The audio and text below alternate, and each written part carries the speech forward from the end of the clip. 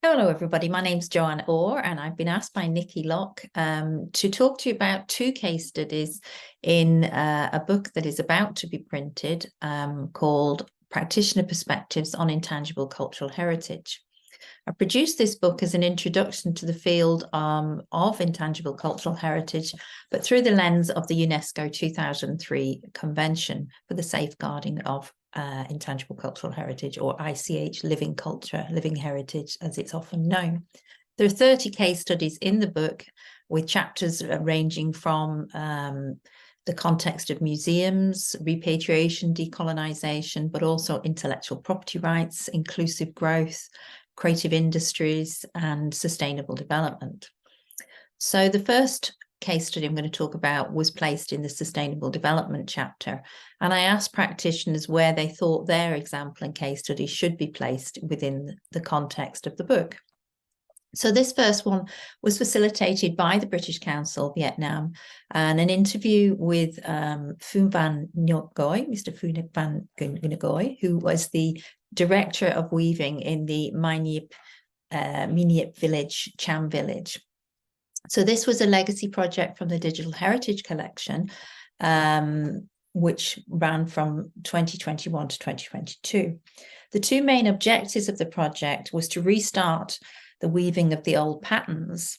And in order to do this, it was really about that transmission from the tradition bearers, the masters, to the younger generation. And the second objective was to involve young people in training workshops to learn the actual weaving techniques and to provide an incentive to stay in the village, earning a living through the weaving, and not leave for the factories in the city. In many instances, it has actually been very successful. The weaving traditions are being safeguarded and the young people are learning these traditions. They focused on the simpler patterns because that's generally what the market is looking for. And the more complex patterns are really for very special occasions. So they sell less of those. So that is a concern for Mr. Phu Van Ngoy about how to ensure that the more complex patterns are safeguarding for the future. They're working with domestic market and international market, and they've not seen any negative impacts on the traditions themselves. There's been a real innovation around interpretation with the local supplier of pottery making clay figurines in order to show the different weaving traditions and the patterns. So all in all, it's been quite a positive experience.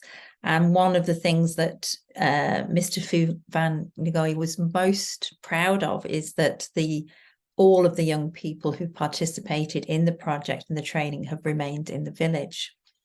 So I've tried to create key takeaways. And from this particular project, a key takeaway was that an ethical approach to tourism can lead to a balanced and sustainable future for both the ICH and the communities, groups, and individuals as practitioners. The practitioners are in control of the development and its pace, and they've found creative ways to safeguard the heritage through sustainable, inclusive economic growth. So the next case study I'm moving to is from England and is placed in the chapter on the museum context. So this is a project called the Museum of the Intangible, and this was provided by Ollie Douglas, the curator of the Museum of English Rural Life Collections at the University of Reading. And it was really about creating the Museum of the Intangible, which was funded through the Arts Council England, to look at really the absences in the collections of the standard national approach, which has really emphasized the tangible heritage. And they wanted to really start to use the tangible resources, the collections, as their starting point, and to become the base for understanding intangible gaps in heritage resources and approaches. So they started with these physical artifacts of archives, publications, photographs, and artworks, and had 3 workshops showing, telling, and doing, which were used to define in these intangible absences. They came from a wide background of the practitioners, participants, including makers, writers, artists, designers, farmers, researchers, and specialist users. And they looked at the physical data set and using that to spark considerations of intangible things that prove hard to capture in a museum setting. And as a direct result of that, the workshops, the Museum of English Rural Life commissioned a series of creative responses designed to target the intangible elements seen to be absent from the existing collections. So they were videos, retellings of traditional folk tales, community knitting project that involved listening, social media projects, and a pair of custom clogs were commissioned and then used by a dancer in a bespoke performances. There was lots of poetry, prose, and other responses. And learning along the way, it became apparent that the language museums use to talk about lived experience and active practice is both limited and problematic. As a result, in tandem with the workshop, the museum also made changes to its cataloguing thesauri with the aim of being able to better reflect techniques and processes to capture the active elements of making and using. New terms were added to better describe less tangible aspects of the practice. And after the project, it was realized that there was a real need for a resource. So a toolkit was developed so other museums could really learn from this experience of enriching the collections with lived knowledge and understanding.